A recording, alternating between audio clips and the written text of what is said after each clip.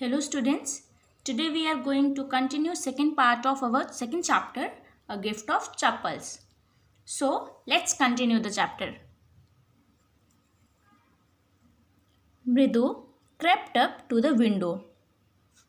जैसे हमने पिछले पार्ट में पढ़ा था कि लल्ली वायलिन बजाना सीख रही है और उसी की आवाज़ सुन के अब जो मृदु है बहुत चुपचाप, क्रिप्ट मीन्स सरकना या खिसकना, तो मृदु बहुत चुपचाप से सरकते हुए विंडो के पास आ जाती है.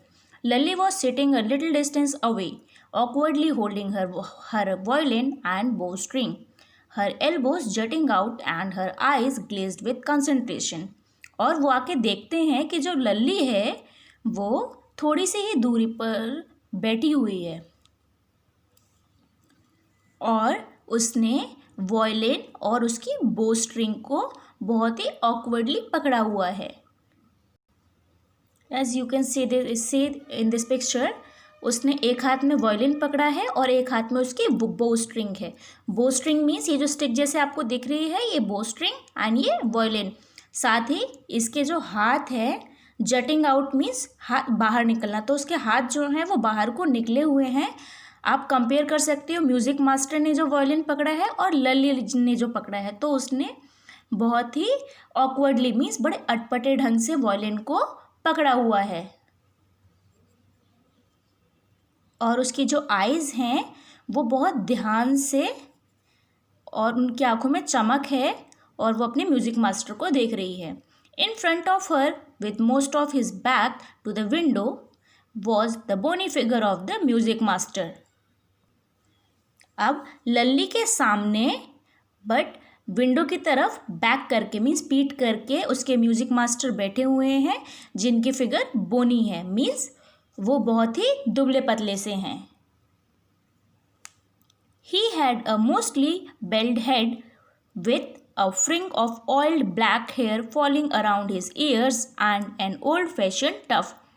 अब जो म्यूज़िक मास्टर हैं बोनी फिगर के हैं, पतले से हैं और उनके ज़्यादातर बाल बेल्ड मीन्स गंजे, तो वो उनके ज़्यादातर बाल जो हैं जा चुके हैं, वो आधे टकले हैं और उन्होंने जितने बचे कुचे उनके बाल हैं उन्होंने उसमें तेल लगा रखा है और वो ब्लैक कलर के हैं जो उनके कानों के पास से निकल रहे हैं. और साथ ही उन्होंने एक ओल्ड फैशन की टफ मीन्स होता है गुच्छा, तो उन्होंने अपने बालों का गुच्छा बना रखा है, मीन्स अपने बाल पीछे से बांध रखे हैं.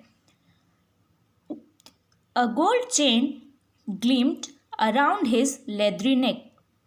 अब शायद वो थोड़े से एजेड हैं तो उनकी जो नेक है वो लेदरी है. लेदरी मीन्स थोड़े चमड़े की जैसे दिख रही है, सूख गई है, तो उन्होंने उसमें गोल्ड चेन पहन रखी है. And a diamond ring glittered on his hand as it glided up and down the stem of the violin. और अब उन्होंने हाथ में अपनी एक डायमंड रिंग पहन रखी है जो बहुत ज़्यादा चमक रही है जब भी वो हाथ ऊपर या नीचे कर रहे हैं वायलिन की स्टेम में. वायलिन की स्टेम मीन्स जो ये इस साइड को स्टिक से निकली हुई है, इसमें स्ट्रिंग्स लगी हुई हैं, तो इसे हम बोलते हैं स्टेम, इसे बोलते हैं बो स्ट्रिंग एंड ये पूरा हो गया. सो वो अपना वायलिन जब भी बजा रहे हैं हाथ ऊपर नीचे करके, उसमें से उनकी डायमंड रिंग चमक रही है. A large foot stuck out from beneath his gold bordered vesty edge and he was beating time on the floor with the scrawny big toe. अब उनका जो लार्ज फुट मीन्स उनका जो बड़ा सा लंबा सा पाँव है, स्टक्ड आउट बाहर को निकल रहा है. कहाँ से? उनकी गोल्ड बॉर्डर्ड वेस्टी एज से, मीन्स उनकी जो गोल्ड बॉर्डर वेस्टी जो है एक तमिल वर्ड है. वेस्टी मीन्स होता है धोती, तो उनकी धोती के साइड से उनका जो लंबा सा पाँव है वो बाहर को निकल रहा है और वो अपने उस पाँव से फ्लोर पर बीट कर रहे हैं, मीन्स टक टक टक मीन्स म्यूज़िक के साथ साथ अपने पाँव को भी बजा रहे हैं. उनकी स्क्रॉनी मीन्स पतला.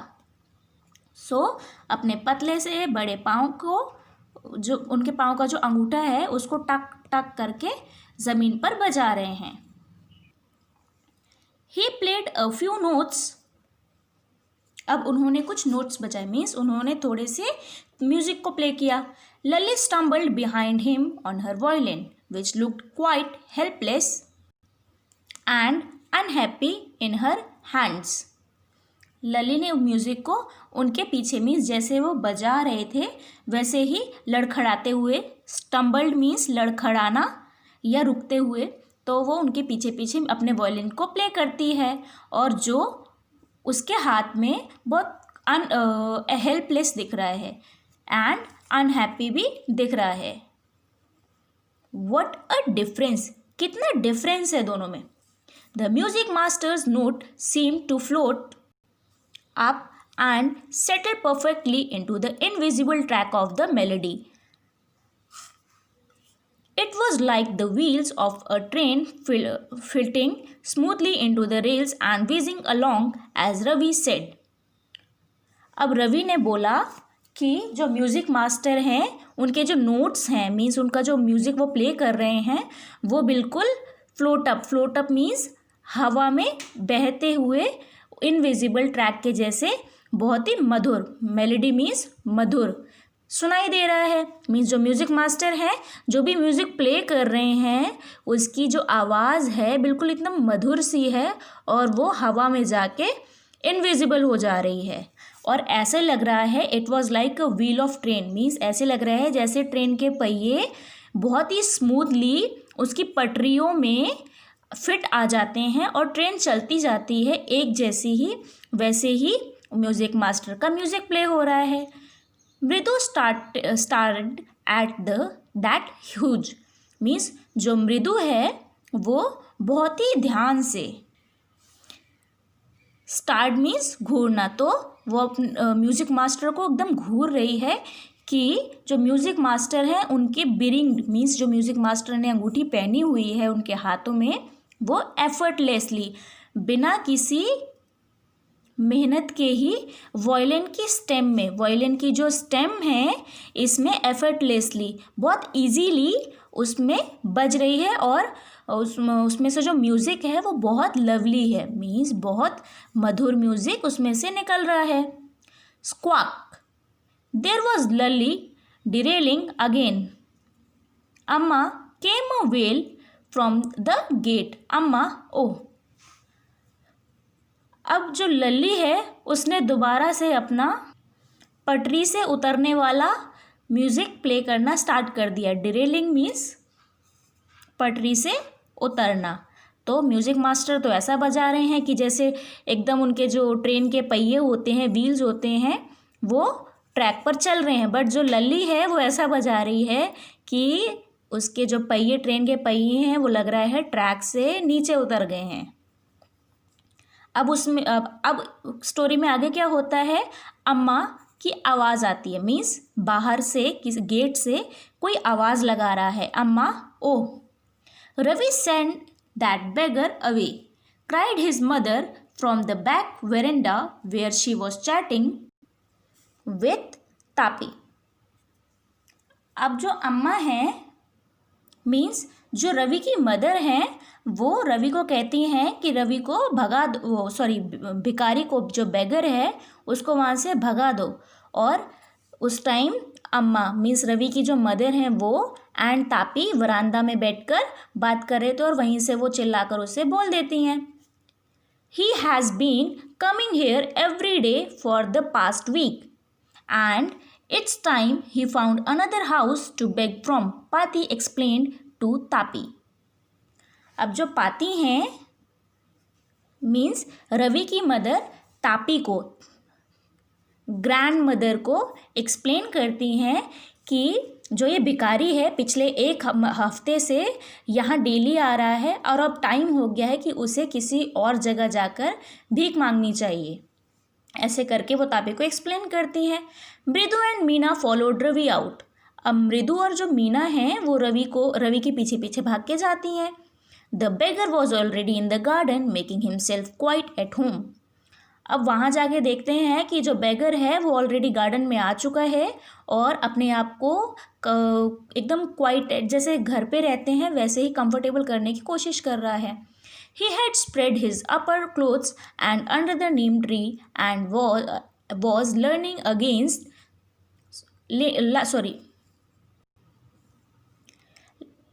leaning against its trunk, apparently prepared to take a little snooze while he waiting for the lamps to appear. अब वो लोग आके देखते हैं कि जो भिखारी है वो गार्डन पे आके अपने आप को कंफर्टेबल करने की कोशिश कर रहा है, जैसे हम घर पे रहते, जैसे वो घर पे उसी का घर हो। तो वहाँ आकर वो थोड़ा अपने जो ऊपर उसने क्लोथ पहना हुआ था उसको बिछाता है नीम ट्री के नीचे, और वहाँ पर ट्रंक मीन्स जो उसका पेड़ का तना था वहाँ पर टिक जाता है, उसी के ऊपर बैठ के, उस कपड़े के ऊपर बैठ के, और ऐसे करता है जैसे वो थोड़ी सी नींद ले ले, जब तक कि कोई आकर उसको भीख, अलार्म्स मीन्स भीख या दान, तो जब तक कोई उसको दान आके नहीं दे देता है तब तक वो वहीं पर थोड़ी सी नींद भी ले लेगा। Go away said Ravi sternly. अब रवि उसको बोलता है कि तुम यहाँ से चले जाओ। स्ट्रेनली मीन्स कठोरता पूर्वक। तो रवि उसको थोड़ी सी कड़ी सी आवाज़ में बोलता है, तुम यहाँ से चले जाओ। माई पाती says it's time you found another house to beg from. और बोलता है कि मेरी पाती ने बोला है कि अब तुम्हारा टाइम हो गया है कि तुम कहीं और से मीन्स किसी और घर से जाकर भीख मांगो। The beggar opened his eyes very wide and gazed at each of the children one by one.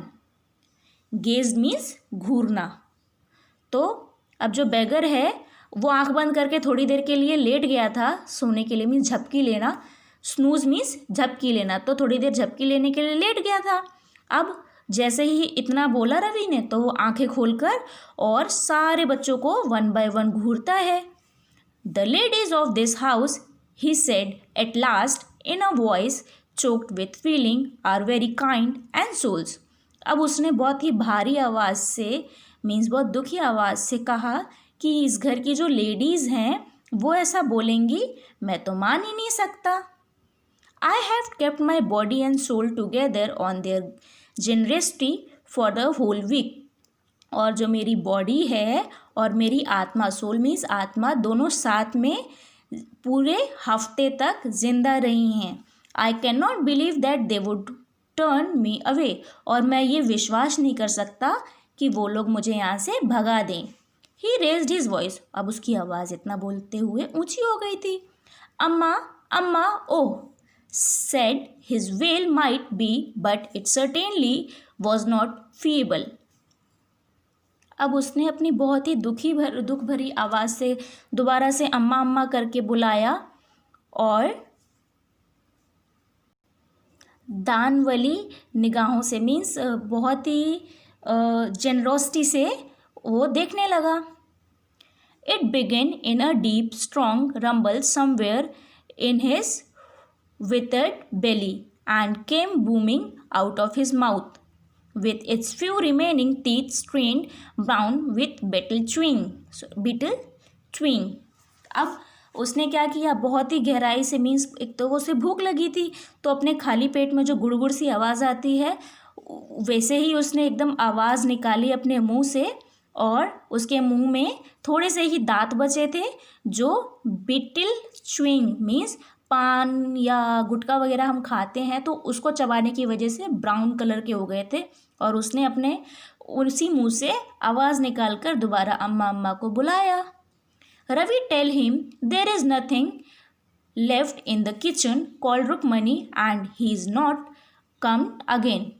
अब टेल हिम दैट, अब जो रवि की मम्मी है रुक्मणी वो अंदर से ही चिल्लाती हैं, ज़ोर से बोलती हैं कि रवि और वो भिखारी को बता दो कि किचन में कुछ भी खाने को नहीं बचा है और वो यहाँ पर दोबारा ना आए। She sounded fed up. अब उसने बहुत ज़ोर से ये कहा। Ravi didn't have to repeat it all to the beggar. What his mother said had been easy for them all to hear.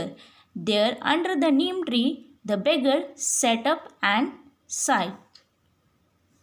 अब रवि की जो अम्मा है मीन्स रुक्मणी है, उसने अंदर से ही इतने ज़ोर से चिल्ला के कहा था उस भिखारी को कि यहाँ पे कुछ भी नहीं है, भिखारी को बता दो, कि वो बात सभी ने सुन ली, इसलिए रवि को वो बात रिपीट करने की ज़रूरत ही नहीं पड़ी बेगर को। और अब जो बेगर है वो खड़ा होता है और साइड मीन्स लंबी सांस लेना, तो उसने खड़े होकर लंबी सी सांस ली। I will go he said wearily, only tell me only let me have a rest here under this tree. अब जो भिखारी है वो लंबी सांस लेके बोलता है, ठीक है मैं चला जाऊंगा, पर मुझे थोड़ी देर इस पेड़ के नीचे आराम करने दो। The sun is so hot the tar has melted on the road.